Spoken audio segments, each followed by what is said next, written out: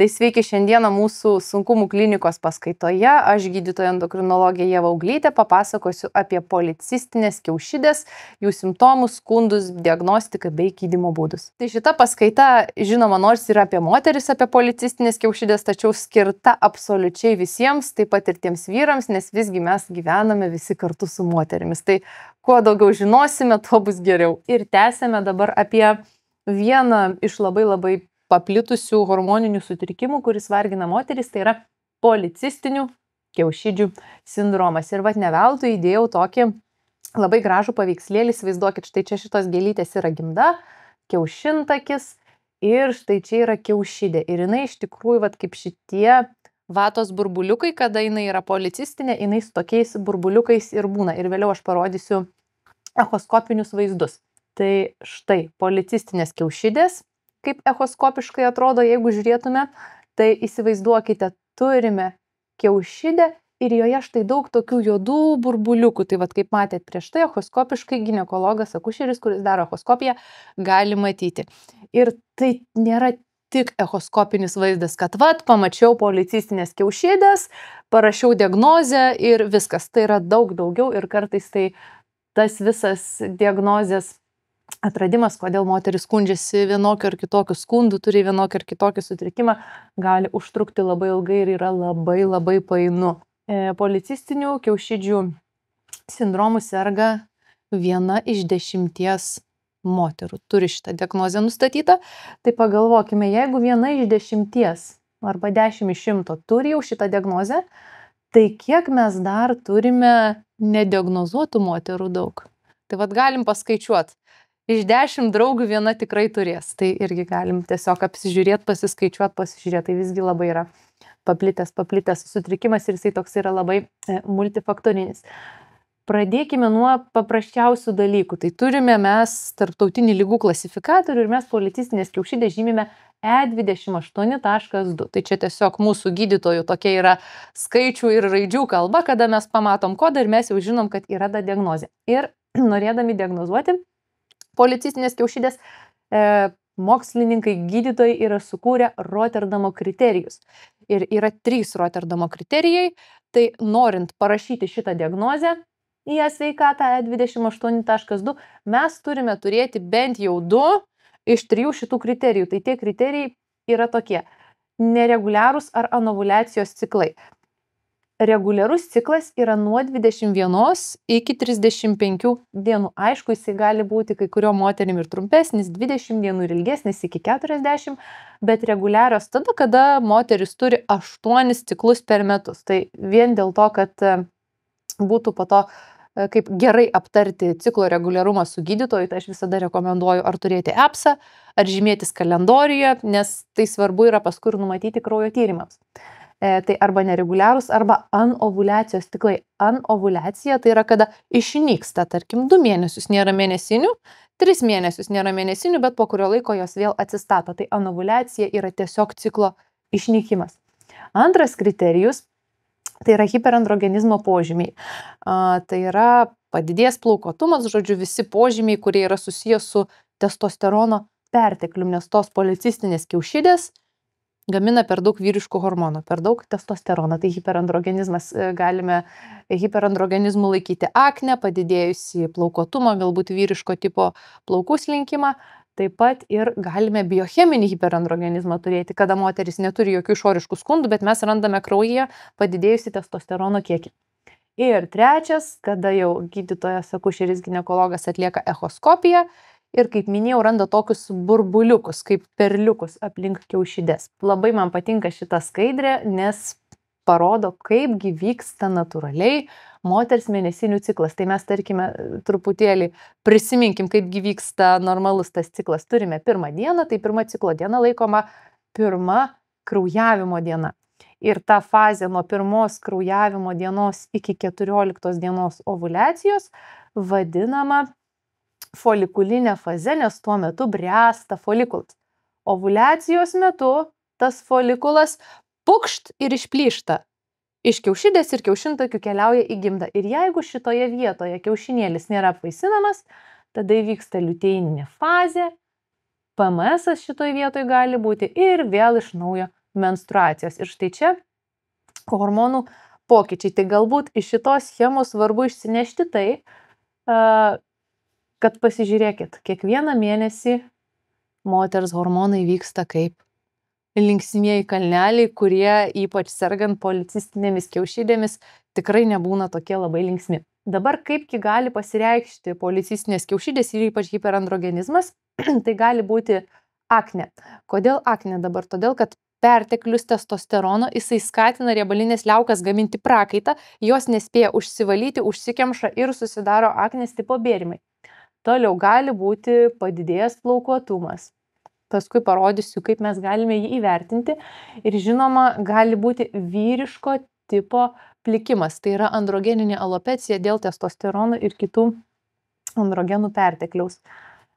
Ir plaukuotumui įvertinti mes turime tokią visai neblogą skalę, Ferryman Galway skalę, kuri buvo galbūt anksčiau labai plačiai naudojama. Tai mes vertiname štai kelias 9 vietas.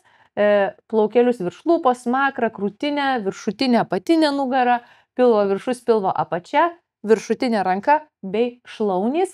Ir duodame balus kiekvienam iš 9 šitų zonų nuo 0 iki 4. Tai 4 yra jau vyriško tipo plaukuotumas, 0 yra kada plaukuotumo nėra ir kada mes suskaičiuojam visus šitus balus ir turime daugiau negu 8, tai yra laikoma hirsutizmu.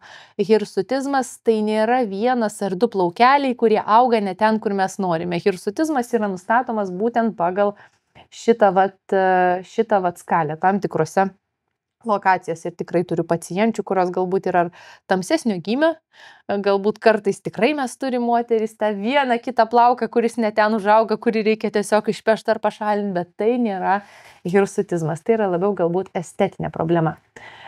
Kiti simptomai mano dar iki šiol nepaminėti ir jų tikrai yra visa puokštė, kurie yra susijęs su policistinėm kiaušidėm, tai gali būti metaboliniai pokyčiai, tai gali būti vaisingumo problemos, tai žinoma daug psichologinių problemų ir dėl išvaizdos ir dėl hormonų pakitimo.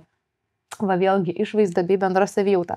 Tai iš metabolinių pokyčių pagrindiniai galbūt būtų, kad tos moterys, kurios serga policistinėmis kiaušidėmis, arba jau turi atsparumo insulinui didelį HOMA indeksą, arba dar kol kas neturi, bet jo rizika jam išsivystyti yra didelė. Taip pat turi didesnę antro tipo cukrinio diabeto riziką, turi riziką turėti metabolinį sindromą bei padidėja rizika sirgti širdies ir kraujagyslių ligomis. Kadangi sutrinka ciklas, įvyksta anovuliacija, neovuliuoja kiaušinėlis, dėl to gali būti ir vaisingumo problemos. Sunku pastoti, gali būti nėštumo komplikacijos, didelis vaisius, kas yra makrosomija, gestacinio diabeto rizika ir dėl anovuliacijos ciklų, nes nėra mėnesinių, jos neįvyksta, didėja rizika sirgti endometriumo, tai yra tiesiog gimdos vėžiu. Psichologinės problemos. Irgi skaičiau tyrimą, kad moterys, kurios serga policistinėmis kiaušidėmis, dažniau patiria nerimą, dažniau lankosi pas psichologus, psichiatrus ir dažniau geria antidepresantus. Tai žinoma būna ir dažnesni nuotaikų svyravimai, kūno įvaizdžio problemos. Ir išvaizda, bendra savijauta, antsvoris, nutukimas dažniau moterų sergančių policistinėmis kiaušidėmis tarpe, nuovargis gali būti energijos stoka, vėlgi ta pati androgeninė alopecija, kas yra vyriško tipo plikimas bei gali didėti kraujospūdis. Ir žiūrėkit, ką mes matom dažnai, tai tai čia policistinės kiaušidės, vaisingumas, burbuliukai aplink kiaušidės, ne. Tai yra daug daugiau, tai yra ir vėžio rizika, tai yra ir kardiometabolinė rizika, tai yra ir diabeto rizika, vaisingumo problemos, psichologinės problemos ir suicido rizika. Tai tikrai yra daug daugiau negu ką mes galvojam. Policistinės kiaušidės tai tik cistelės, bet tai veikia visą organizmą. Ir dabar iš kurgi kyla? Tai dar vis sunku atsakyti, nes yra labai daug faktorių, kurie lemia, kodėl vienos moterys serga, o kitos neserga policistinėmis kiaušidėmis. Tai visų pirma, turbūt pats svarbiausias faktorius, tai genetika. Tiesiog moterys tos yra gimusios su tokiais androgenų receptoriais, tai receptoriais testosteronui, turi polinkį policistinėm kiaušidėm, jų yra vienoks insulino veikimas, bei truputėlį galbūt kitokia lytinių hormonų reguliacija, tai tiesiog iš tėvelio ar mamytės paveldime tokią predispoziciją ir jau turime riziką policistinių kiaušidžių išsivystymui. Žinoma, hormoninis disbalansas, liuteinizuojančio bei folikulų stimuliuojančio hormono santykio pakitimas, tai vėlgi gali būti susiję ir su gyvenimo būdu. Įsivaizduokit, ruošiamės intensyviai maratonui, turime treniruočių piką ir tiesiog išnyksta mėnesinės. O kodėl? Todėl, kad didelio fizinio aktyvumo metu kortizolis, jisai slopina hipofizėje šitų hormonų sintezę ir kiaušidės negaudamos nei LH, nei FSH pasiuntinuko, kurie skatina normalų mėnesinių ciklą, estrogeno sintezę, tiesiog ciklas sutrinka ir jau atsiranda vienoks ar kitoks disbalansas. Hiperandrogenizmas, žinoma, tai yra padidėjęs testosterono, galbūt antinkščių tas pats kortizolio kiekis, gamina per daug testosterono tiek kiaušidės, tiek antinkščiai. Atsparumas insulinui vienas yra kaip ir simptomas, bet kaip ir išsivystymo predisponuojantis faktorius.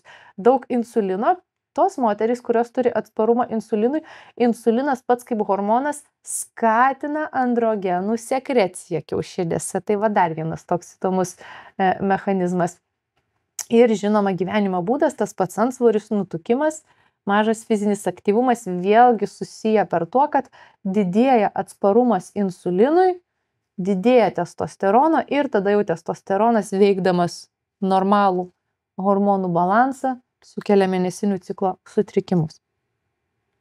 Va, ir štai dabar parodau, kaip mes gydytojai kartais iš viso šitos raizgalynės simptomų, kraujo tyrimų, paciento skundų, objektyvių apžiūrų, mes visą tai surenkam ir vat kaip po kiekvieną virvelę, kaip kiekvieną simptomą, kiekvieną dalyką išaiškinam ir sudėliojam planą. Tai labai man šitas paveiksliukas patiko, kad ateina žmogus šitaip su tokiais simptomais, su skundais, su kraujo tyrimais, niekas neaišku, tada mes pasidarom planą, išsitiriam, pasiskiriam gydymą ir jau galim keliauti toliau. Dabar policistinių kiaušidžių sindromą įtarti gali bet kuris specialistas. Pas mane, pavyzdžiui, ateina moteris iš po kosmetologijų, po grožio procedūrų, iš kirpyklos, kur sako, daktarė, man kosmetologė sakė, kad vat, man gali būti tas ir tas. Tai labai puiku, jeigu tokia yra protinga kosmetologė, kuri, pavyzdžiui, pažinodama tą moterį, žino jos odos tipą, plaukus, pamato kirpėją ir sako, va, galbūt jums reikėtų pagalvoti apie tą dalyką, nes aš esu turėjus ten vienokių ar kitokių klienčių. Ir tai yra labai puiku, bet vėlgi iš medicinos ryties gali įtarti bet kuris specialistas, gali šeimos gydytojas, dermatologas, dietologas, psichologas, psichiatras. Tai aš čia tik įvardinau su simptomais, pas ką dažniausia gali kreiptis tos policistinėmis kiaušidėmis sergančios moterys, bet jau diagnozuoja, tai diagnozuojame mes endokrinologai ir akušeriai ginekologai. O toliau gydo ir prižiūri, vėlgi gydyti ir prižiūrėti gali visi specialistai priklausomai nuo to, koks yra gydymas. Jeigu, tarkim, paskiriamas gydymas tam atitinkamais medikamentais ar vietiniais, ar geriamais androgeniniai alopecijai, kas yra vyriško tipo plikimui, tai jau tada galbūt dermatologas prižiūrės. Jeigu sudaromas mitybos planas, tada galbūt labiau dietologas prižiūrės. Tai mes gydome ir prižiūrime visi, štai tokia graži didelė komanda gydytojų. Ir dabar įdomesnioji dalis, tokia labiau praktinė, tai pagrindiniai kraujo tyrimai ir pagrindinės kraujo tyrimų grupės, ką mes galim padaryti ir kodėl mes turėtume tai padaryti. Tai kas pakinta būtent esant policistinių kiaušidžių sindromo metu, tai androgenų pertekliaus rodikliai, tai viskas, kas susijęs su testosteronu ir jo pertekliumi, gonadotropinai, lytiniai hormonai, tai galbūt yra svarbiau vaisingumui pačiam mėnesinių ciklui ištirti, pasižiūrėti. Kiti reprodukciniai hormonai, tai vėlgi prie šitų ir prolaktinas, ir skydliaukė gali būti tyriami, ir metaboliniai rodikliai, nes minėjau apie širdies kraujagyslių riziką, nutukimo riziką, tai vėlgi pasižiūrėti gliukozę, insuliną, tą pačią lipidogramą, kas yra cholesteroliai, nes irgi esant policistinėms kiaušidėms gali pakisti.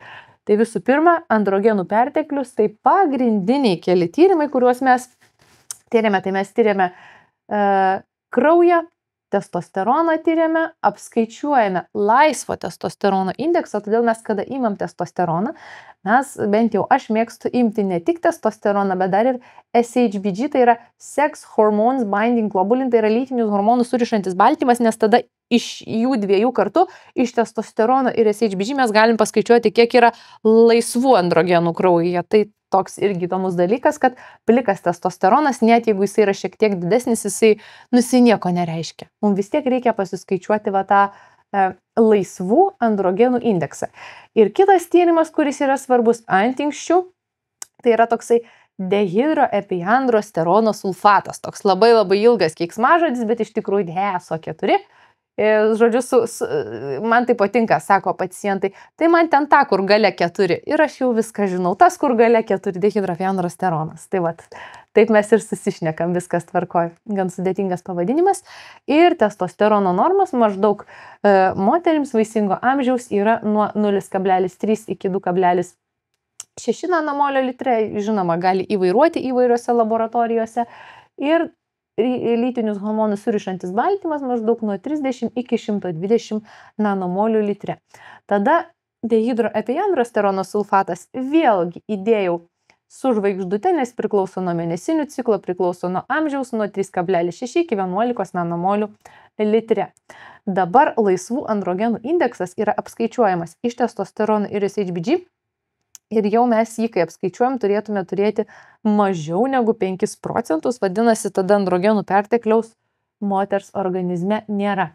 Ir štai turime formulę, tačiau aš pati pagal šitą formulę neskaičiuoju, nes yra labai paprastas skaičiuoklės, mes tiesiog susivedame testosterono kiekį, susivedame SHBG ir va tokie visokie kalkuliatoriai, juos galima rasti internete, jie mums labai gražiai paskaičiuoja, nes yra labai patogu, nes kartais testosterono ir SHBG gali būti vienetai kiti. Pavyzdžiui, Amerikoje, man atrodo, jie mikrogramais litre ar nanogramais mililitre truputį kitaip matuoja. Ir aš, kadangi turiu iš užsienio pacientų, jie kadangi būna atlikę kitose laboratorijose, tai man nereikia tada paversti į tą mūsų nanomolį lietuvišką, bet, pavyzdžiui, formulį aš galiu tiesiog pasirinkti kitą matavimo vienetą. Tai vat irgi, jeigu žiūrės mūsų pacientai, tai irgi, jeigu turite savo tyrimą, tai galite vieną rodiklį, bet tik pasižiūrėkit, kad būtų tie patys vienetai ir kitą rodiklį susidėti ir pasiskaičiuoti. Bet žinoma, geriau su gydytojo priežiūra visus skaičiavimus atlikti. Štai vėl mano pakartojamas visas tas dar kartą šitas paveikslėlis. Lytiniai hormonai ir jų kaita per mėnesį moters kūne. Tai dabar akcentai tokie, kad lytinius hormonus, tai yra estrogeną, LH, FSH, mes imame būtent per mėnesinių ciklą, 2, 3, 4 mėnesinių ciklo dieną, nes mes būtent žinome jų normas. Jos yra tiksliausios. Vaisingumo toks vienas dar hormonas, progesteronas. Mes jį imame 21-22 dieną pasižiūrėti, kokios kokybės ovuliacija. Nes kartais būna taip, kad nėra ovuliacijos, bet mėnesinių ciklas įvyksta. Yra anovuliaciniai ciklai, kad gimdos gleivinė vis tiek jinai kažkiek atsidalina. Tai mes galime tada preliminariai spėti, jeigu ciklas 28-30 dienų, kad progesterono koncentracija po ovuliacijos 21-22 dieną bus didžiausia, mes čia pasiimam progesteroną ir galim pamatyti. Jeigu jisai žemas, ovuliacijos nebuvo, jeigu jisai didelis, ovuliacija įvyko ir tada galim pagalvoti, jeigu tarkim 30-50 vienetų progesterono, na tai gan kokybiška ovuliacija. Bet čia sakau, jau mes šitus tyrimus imam rečiau, jau jie yra mums svarbus vaisingumui. Ir štai lytiniai hormonai. 2-3 ciklo dieną, tai būtent kraujavimo metu, imam LH, FSH, tai yra šitus du hormonus, kurie gaminami hipofiziai ir jie keliauja krauju iki kiaušidžių ir skatina arba ovuliacija arba estrogeno gamybą. Ir štai turime LH normas, turime FSH normas, tačiau vėlgi plikų skaičių mes nežiūrim, turime LH, FSH santykį, kurį galime štai tokį matyti. Tarkim, jeigu mes turime policistinės kiaušidės, tai mes galime matyti didesnį kiekį liuteinizuojančio hormono ir mažesnį kiekį FSH. Galime, jeigu yra norma, tai dažniausiai turime LH, FSH 1:1 santykį, bet jeigu turime mažą rezervą, tai pavyzdžiui mažas rezervas, kada tyriamas nevaisingumas, tiesiog mažas kiaušidžių rezervas arba premenopauzės metu, kada nebėra kiaušinėlių, kada nebelieka kam ovuliuoti, tai mes turėsime žemesnį LH hormoną, bet didesnį FSH. Tai tiesiog į tuos santykius irgi bent jau kiek mačiau, kiek iš konsultacijų, tai ginekologai atkreipia dėmesį ir aš dabar pradėjau atkreipti dėmesį į šitus santykius, nes tikrai tai yra svarbu. Taip pat progesteronas ir progesteroną, kaip ir minėjau prieš tai, imam 22 ciklo dieną, jisai maždaug nuo 13 iki 46 nanomolių litre turėtų būti. Tai jeigu jisai yra kažkur per viduriuką arba link didesnės pusės, tai yra kokybiška ovuliacija. Vadinasi, kūnas pagamina pakankamai progesterono. Na, žinoma, estrogenas tai mėnesinių ciklo metu per kraujavimą nuo 72 iki 529 pikomolių litre turėtų būti jo toks kiekis. Ir kiti svarbus hormonai, tai štai čia iš karto padėjau liniją, kad tiek prolaktinas, tiek TTH, jie abudu gaminami mūsų liaukoje hipofizėje, o kiti du svarbus hormonai, būtent esant policistiniam kiaušidėm 17 OH progesteronas bei kortizolis, tai šitie du hormonai gaminami antinksčiuose. Tai visų pirma apie prolaktiną, vėlgi prolaktino moteris turėtų turėti tarp 100-530 vienetų litre, tai galbūt trumpas priminimas, prolaktinas kaip hormonas, jisai susidaro būtent nėštumo ir žindymo metu, jisai keliauja po organizmą, prisikabina būtent prie krūtų latakėlių ir skatina laktaciją. Bet pats prolaktinas, jeigu moteris neneščia ir jeigu, tarkim, jinai nežindo kūdikio, tai mums prolaktino padidėjimas nėra naudingas, nes jisai stabdo ovuliaciją. Įsivaizduokite, šitas hormonas susidaro tik nėštumo arba žindymo metu ir tuo metu, kol moteris žindo, nevyksta mėnesinės. O kam? Jeigu jinai jau turi palikuonį, kurį turi išmaitinti, tai kūnas taip apsaugo, kad neįvyktų dar vienas netyčia nėštumas, kad iki kol tas vaisingumas atsistatys. TTH tai yra skydliaukės hormonas, vėlgi mums yra labai svarbu, galbūt ne bendrai prie policistinių, bet planuojant nėštumą, sergant policistinėmis kiaušidėmis ir jeigu dar yra kažkokia skydliaukės liga. Tai vėlgi tas TTH neplanuojančiai nėštumo turėtų būti nuo 0,3 iki 4,9, bet prieš planuojamą nėštumo metu bent jau 2,5 tai turėtume pasiekti. Tada yra optimali skydliaukės veikla, nes skydliaukės hormonai reikalingi vaisiaus vystymuisi ir jo būtent nervų sistemai. Dabar labai trumpai apie 17 OHP, 17 hidroksiprogesteroną. Šitą tyrimą mes darome suaugusiam žmogui labai retai, nes dabar šitą tyrimą daro nuo 2015 metų kūdikiams iš kulniuko, kad paneigtų įgimtą metabolinę ligą genetinę, tai yra įgimta antinksčių žievės hiperplazija. Lietuvoje mes dabar turime gal truputį virš 100 sergančiųjų šitą ligą, tai aš apie tai neišsiplėsiu, tiesiog, kad jeigu mes įtariame pacientę, tai šitą tyrimą būtų irgi visai naudinga pasidaryti. Ir žinoma, kortizolis, mes galime pasiimti kortizolį, kurio normas matote ekrane nuo 140 iki 690 nanomolių litre, nes vėlgi hiperkortizolemija gali būti susijusi su viršsvoriu, su kraujospūdžio padidėjimu bei su metaboliniu sindromu ir ypač jeigu, tarkim, ateina moteris, kuri turi policistinių kiaušidžių sindromą, skundus galbūt ir, tarkim, pasiskundžia padidėjusiu kraujospūdžiu, galbūt rožinėmis strijomis, kaip prieš tai, kai buvo apie kortizolį, paskaitai rodžiau rožinės tokias ryškiai strijas, tai jau mes galime tada tyrinėti detaliau ir antinksčius, tai vėlgi ne vien tik kiaušidžių patologija, bet kartu būna ir kitos. Ir metaboliniai rodikliai, kas susiję galbūt su mityba, su gyvenimo būdu, su svoriu, su nutukimu, tai turim gliukozę, ką tiriame ryte, nevalgius bent 80 valandų, nuo 3,9 iki 5,8 milimolio litre. Ir štai visos normos, jeigu turime 6,17 milimolio litre, galime teikti, kad yra prediabetas ir jeigu turime 7 ir daugiau milimolis litre nevalgius, mes jau galim rašyti antro tipo cukrinio diabeto diagnozę.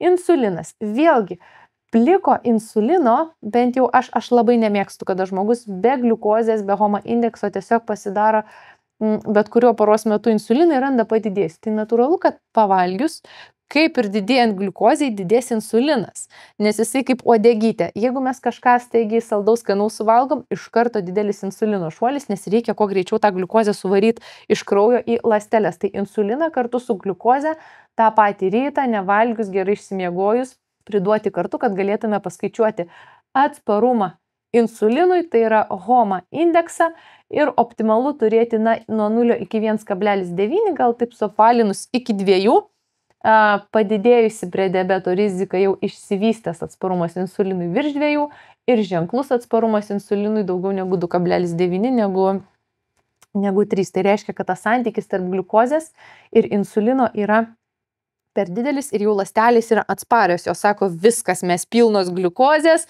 mes pilnos riebaliuko ir jos uždaro kelią insulinui, kad jisai galėtų suleisti gliukozę. Ir tada ilgainiui ta gliukozė jinai plaukia tiesiog kraujyje ir atsideda ten, kur ji neturėtų atsidėti. Va, išskaičiuojamas iš gliukozės ir insulino. Ir norint išskaičiuoti tiesiog HOMA-IR index calculator galit parašyti į Google ir tikrai išmeta ir labai gražiai paskaičiuoja. Ir lipidograma, ką mes tyriam, vėlgi ryte nevalgius, bendrą cholesterolį, didelio tankio, mažo tankio ir trigliceridus. Tai tiek gerai, tiek blogai visas tas cholesterolio frakcijas pasižiūrim, nes irgi dažnai būna pakitusios.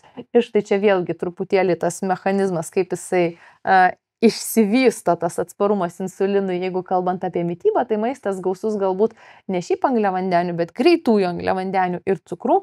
Tada gliukozė patenka iš kraujo į žarnyną, štai šitie geltoni rusvi rutuliukai yra gliukozė, o insulinas yra kaip raktas, kuris atidaro ląstelėje dureles, kad galėtų užeiti gliukozė. Ir kada mes kraujyje turime daug raktų, turime daug gliukozės, bet tie raktai tai netinka, nes spynos visai netokios. Pati ląstelė užsidaro save nuo insulino, tai tiek tas insulinas, tiek gliukozė lieka teliuškuotis ir būti mūsų kraujyje ir taip vystosi tas atsparumas insulinui.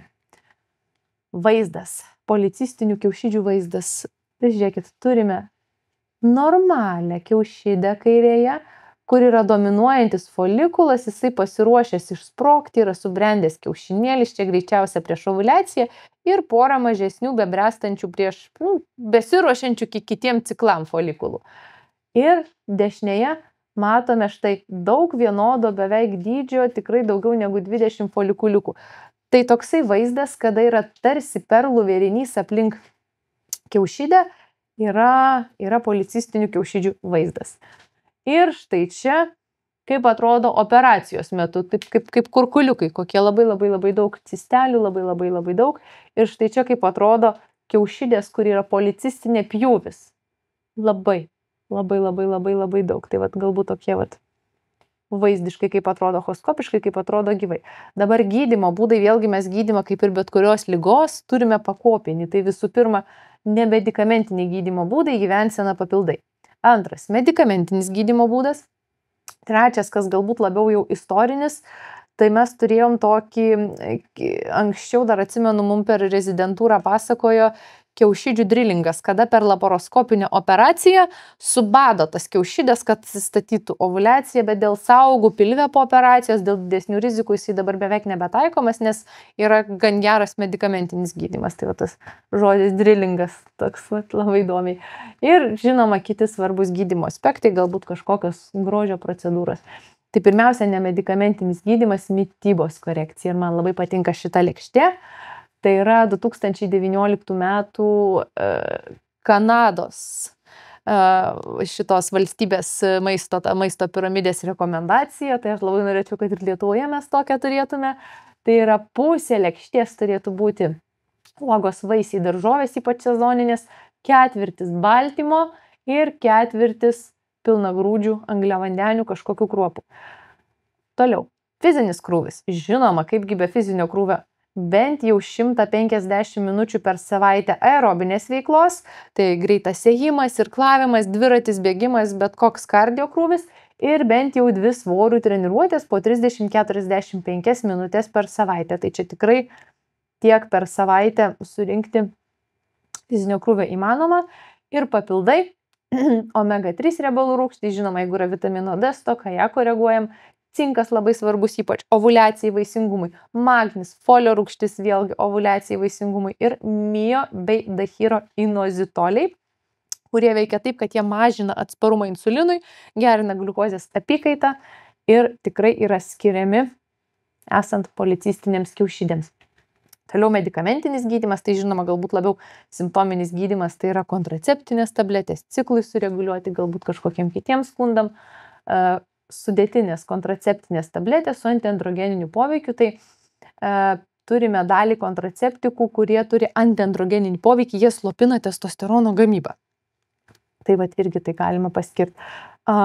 Toliau turime ne kontraceptiką, bet pavyzdžiui tokį preparatą Dufaston, kada nereikia galbūt ilgą laiką reguliuoti mėnesinių ciklo, bet ginekologas gali paskirti Dufastoną esant, tarkim, mėnesinių ciklo išnykimui iššaukti.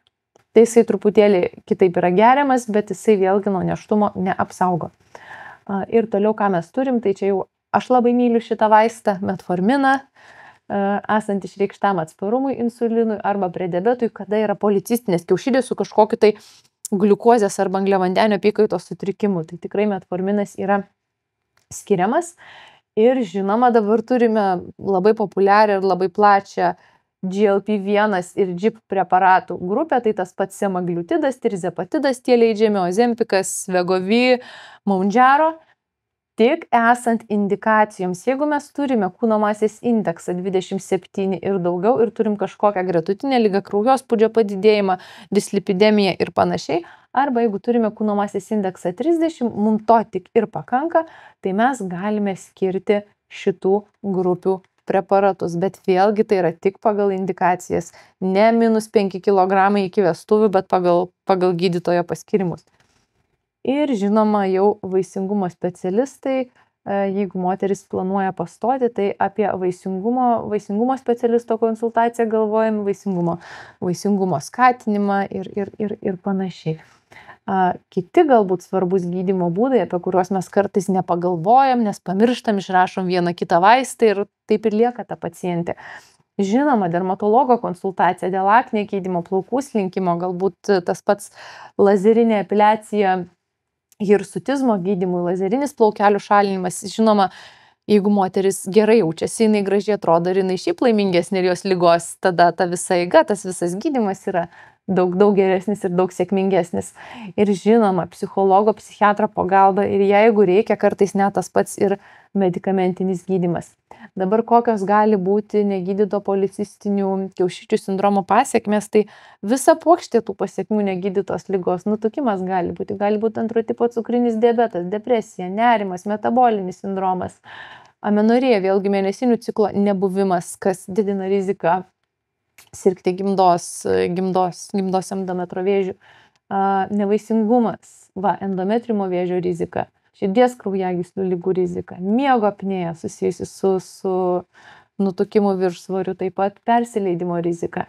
Ir įdėjau paveiksliuką, kad pasaulio policistinių kiaušidžių dieną pasaulis mini rugsėjo 1. Tai ne tik, kaip dar iš senų laikų yra mokslo ir žinių diena, bet tai yra ir policistinių kiaušidžių diena ir bantukas yra štai toksai žydrai, žalsvai elektriniškas, toks žaliai žydrai žalsvas, toks bantukas, kaip turim krūties vėžį rožinį, tai čia turime tokį žydrą. Tai jeigu negirdėjote, tai dabar jau ir žinosite, kad tokia spalva reiškia policistinių kiaušidžių dieną ir kaip ir visada, kaip ir visų ligų, kaip ir bet kokių kitų skundų, iš pradžių turim turėti pacientą, kuriam trukdo tie simptomai gyventi, tada susirenkam anamnezę, apžiūrim objektyviai, pasidarom kraujo tyrimus, pasidarome galbūt kažkokius laboratorinius tyrimus, pasidarome vaizdinius tyrimus, nusiunčiam kitiems specialistam, tada iš visos anamnezės, iš visų duomenų